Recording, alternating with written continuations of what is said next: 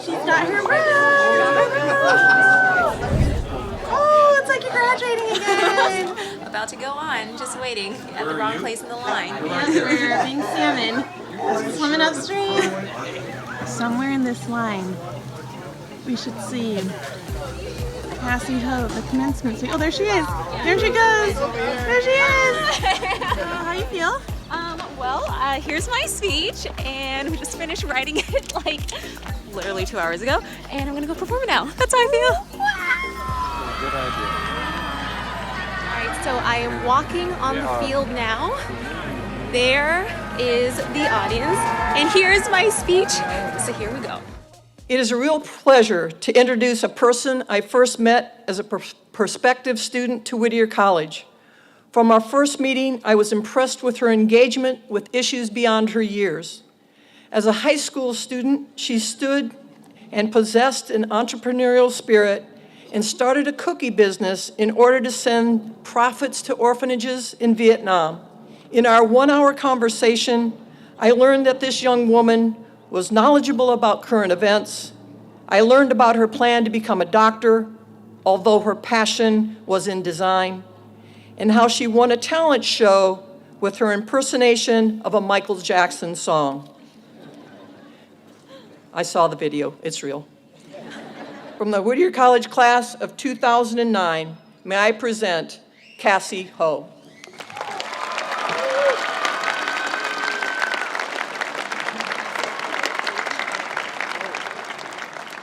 Wow, I do not remember sharing the Michael Jackson video with you. I want to delete that forever. It is such an honor to be standing here today, you guys, because when I was a freshman at Whittier, it was actually Sharon's very first year as the college's president. And I cannot believe that now I'm coming back to give the commencement speech, and it's her final year serving the college. So let's give it up for Sharon and for things coming full circle.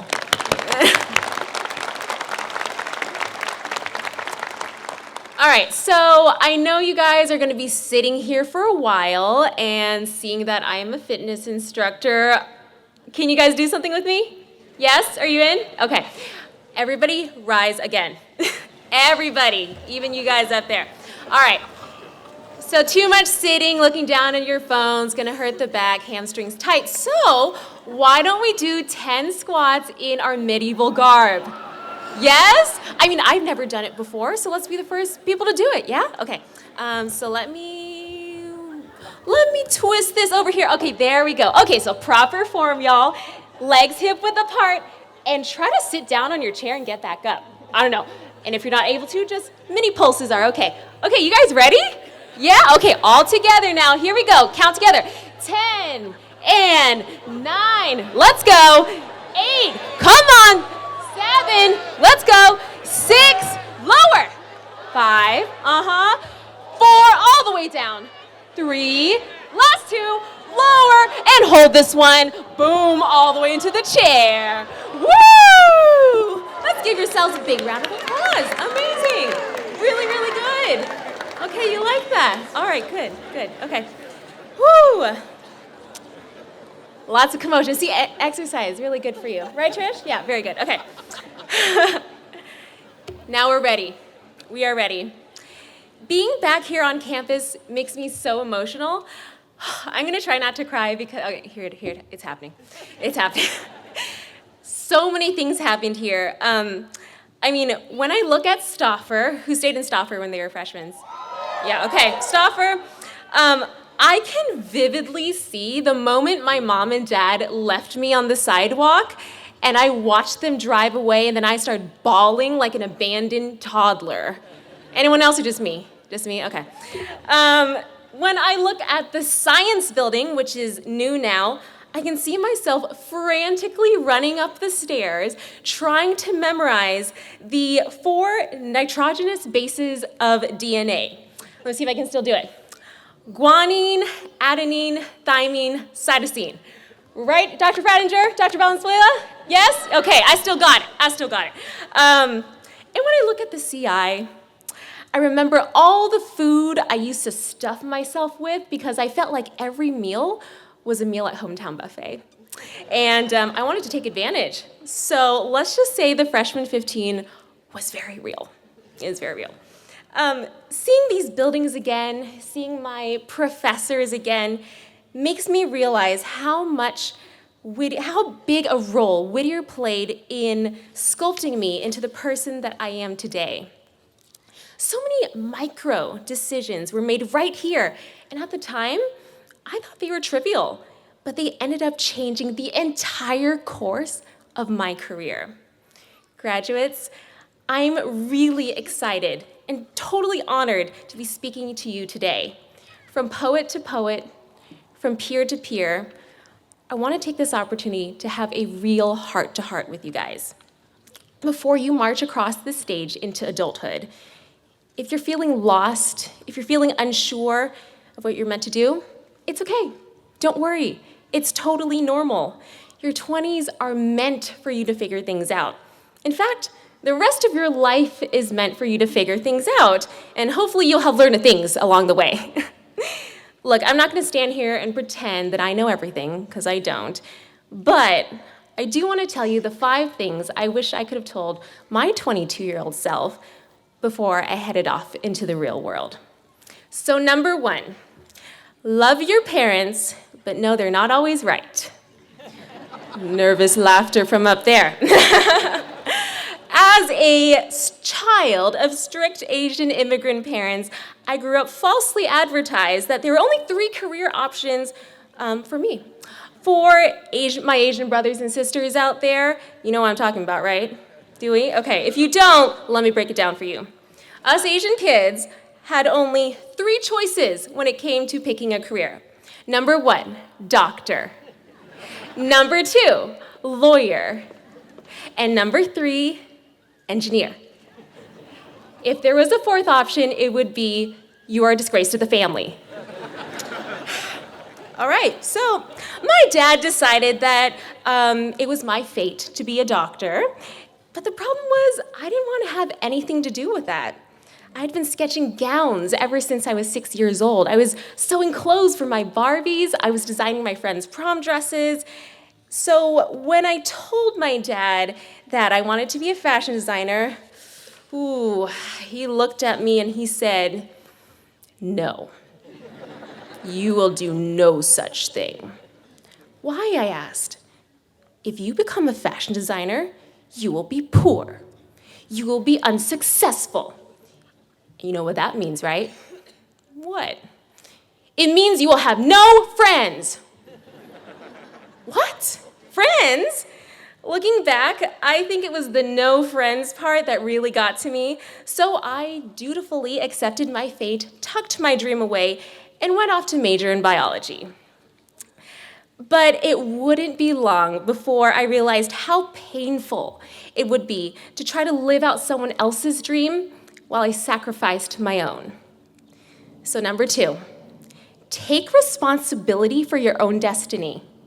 For the next couple of years, I was really unhappy at school. I clearly saw that I was putting all my time, energy, and effort into a career that I didn't want anything to do with. I felt trapped between my familial obligations and my own happiness. I called my parents hundreds of times. I tried to explain to them how much I needed to switch majors and how much I wanted to pursue design. But every phone call ended in a screaming war, a yelling match, with them threatening that I would fail and me trying to explain that I wouldn't. The calls always ended with me uncontrollably crying, and my spirit was breaking. I was so miserable until I decided to take the responsibility for my feelings. Was it really my parents who were standing in my way? Or was I standing in my way? What I realized was that it was actually me. So I chose not to be the victim of the situation and instead shifted the power from my parents' hands into my own hands, which gave me the permission to take control of my own destiny. So junior year, I decided to sabotage my perfect academic record so that there could be no turning back. I dropped out of the very last class I needed in order to apply for med school. That class was organic chemistry. Sorry, Dr. Isevich, but nothing personal. I felt so free, so alive. I was finally living for me. With so much inspiration flooding my body, I started designing and sewing my very first prototypes right up in Turner. Any Turner people here? Turner? Turner RAs? That was me. Okay. Number 3, do more things that make you smile and do less things that don't. Do you know what those things are that you can do all day even if you weren't getting paid? I'm not talking about watching Netflix. I'm talking about the things you can't stop thinking about. I want you to listen to those little signals in your body. Don't ignore them.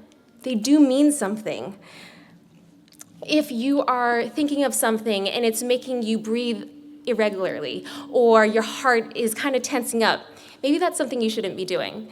If you are thinking about something and all of a sudden your eyes open up and you smile and you feel those butterflies in your stomach, keep doing that.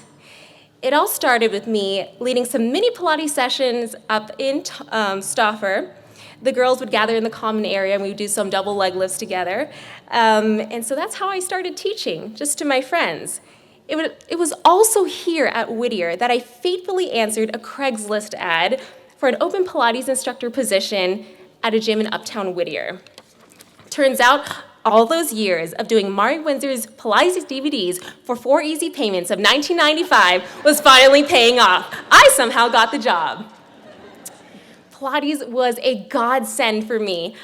It was one of the only things keeping me sane throughout college, especially with all my family career drama going on.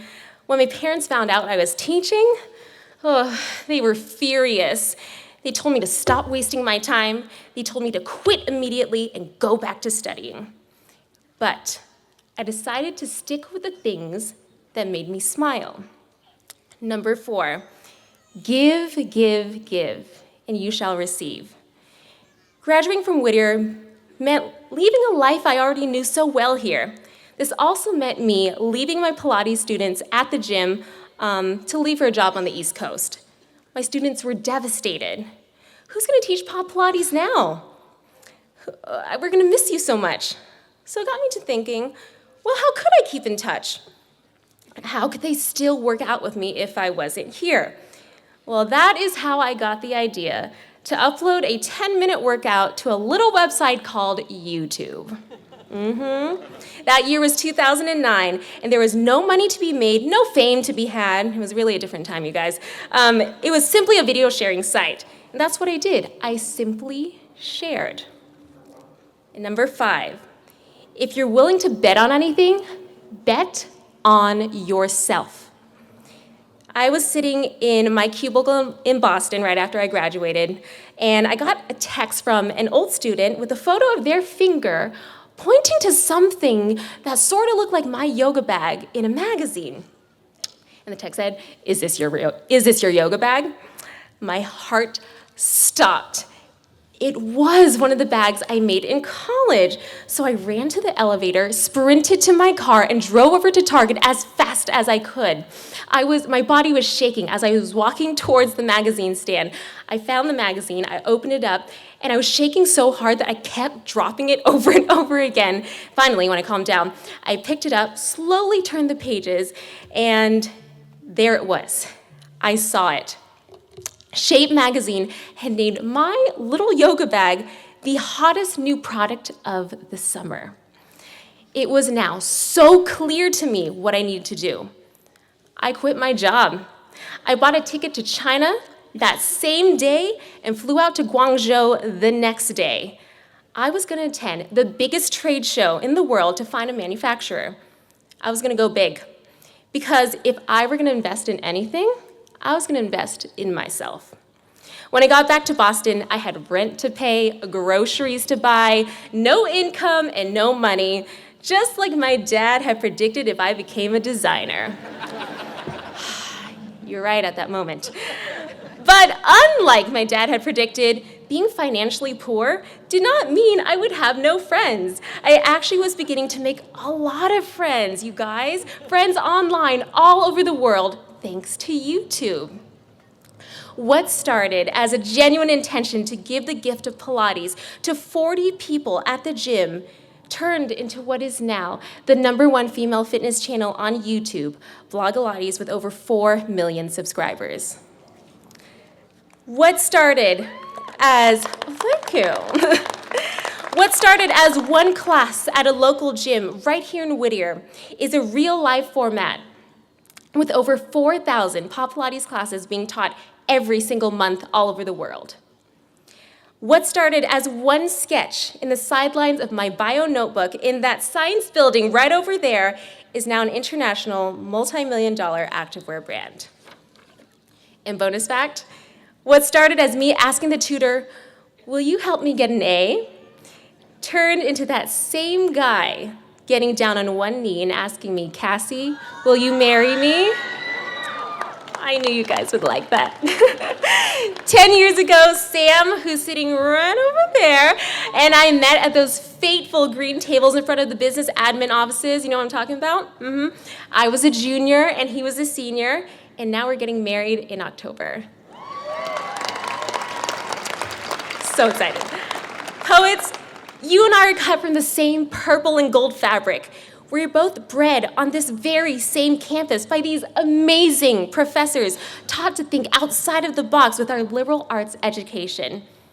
When I was here, I promised myself that somehow, some way, I was gonna go out there and make Whittier proud. Class of 2018, after your caps are thrown and your selfies are taken, the next chapter of your life begins. As you write your story, give yourself the permission to make mistakes. Do the things you can't stop thinking about. And most importantly, be a good human. Good luck, everyone. Let's do this.